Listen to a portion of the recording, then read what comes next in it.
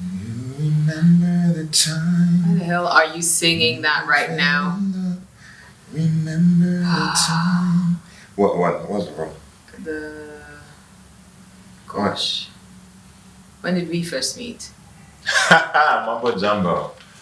Atlanta, 2002? Oh gosh, yes. Jerk chicken with the barbecue sauce. Oh my goodness.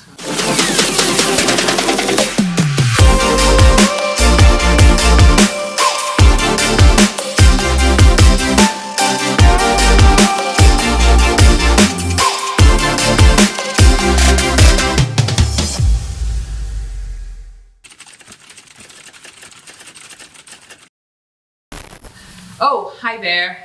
Welcome to Relationship Goals with ZeeZee and Ladi. We're so glad to have you here with us again, where we share our lives, yes, the highs, the mistakes, the lessons learned, and we hope we can work you through those sticky patches that always rear their heads in relationships. We're so glad to have you here, and hopefully we can help. Yeah, nice to be here. Nice to be here on your channel with you. Thanks for joining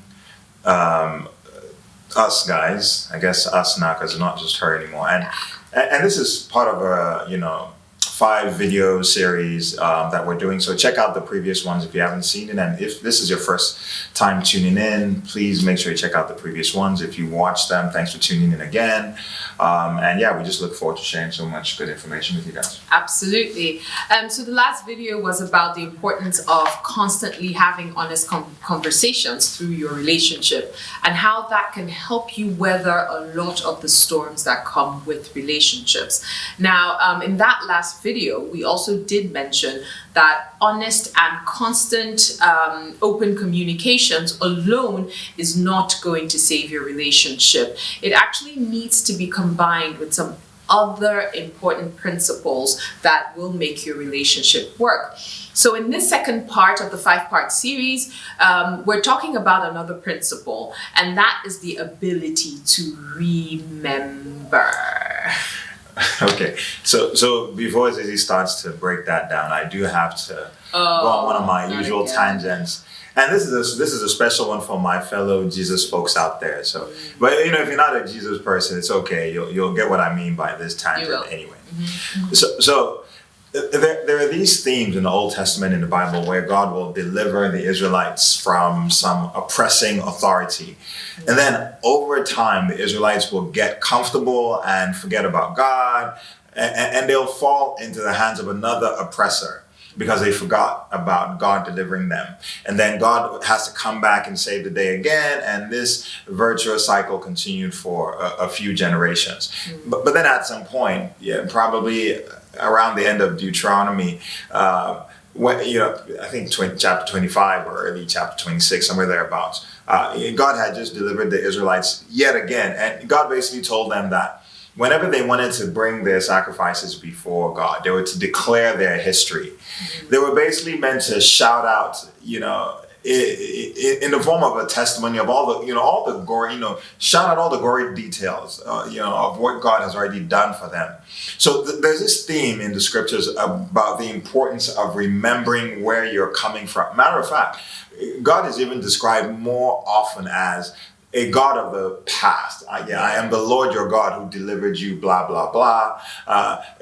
Versus God being described as a God who is going to do things in the future. So it's really, really important to be able to remember. There's a lot of power in that ability to remember. And I know that it's a bit of an unorthodox example to help explain this point, but that's what I got. Yeah, thank you. Tangent over. Okay, well, but there is real power in being able to remember. I'm not sure about the example you gave because, it's kind of negative. Yeah, you gotta slip in my Jesus stuff in there every now and then. You do. But we'll come from a more positive perspective. So speaking about remembering, it's also really important in the relationship context, period. Remember how you met. Remember what him or her what made them stand out, actually. Remember your first impressions of your partner. Remember the happiest moments when you look back. Remember the things you both used to do that made you happy that you stopped doing. I can't tell you how many couples we've worked with who are on the brink of literally just separating, breaking up, whatever. But once they were able to connect back to the early years of their relationship, they realized that they still belong together. Now, we're not saying that people don't change, but we've also seen quite a few relationships between people who haven't really changed much end in divorce or separation. So how you see your partner is so important.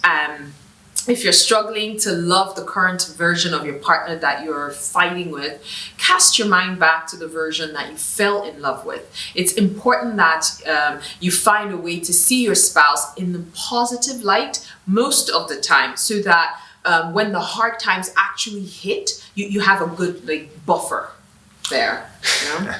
Yeah, so nice one. But I'm probably going to say this because she probably won't. I mean, I can be a bit of a jerk sometimes. And I know I've pushed her to the limit on more than one occasion. I mean, I remember during the early days of the COVID lockdown, there was a day I did something she considered to be probably the most selfish act I could ever do. And she got really upset. Yes. It was just something she would have never expected of me, right? And we ended up not speaking for a couple of days. Not having any real conversations. I mean, our conversations became very, very surface. What do the kids need? Who do we need to check on? To see how they're doing. How's work going? Is there anything with work I can help you with? That kind of stuff, but not the usual deep conversations that we tend to have. Absolutely. But then I think eventually something happened. And there was a day when we were forced to discuss the friction that we had between us. And in the process of doing that, we had to remind ourselves that there's a version of us outside of that conflict that actually gets along. And as we started to explore that, it took us right back down memory lane, and we started to remember. And, that was like a breath of fresh air into our relationship.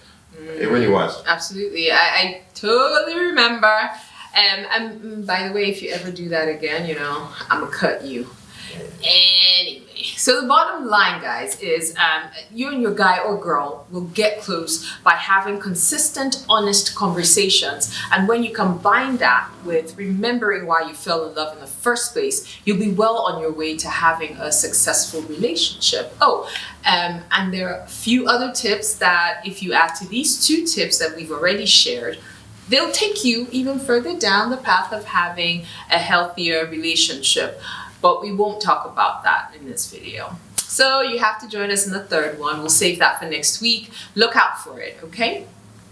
Yes. So that's it from us, guys. Thank you so much for watching. And I'm hoping, you like and share this video with people you think will need to see it. Would love to hear from you. So please leave a comment below. Your take really matters to us. What moments in your relationship are you both going to remember to bring back the spark? Hey, tell us.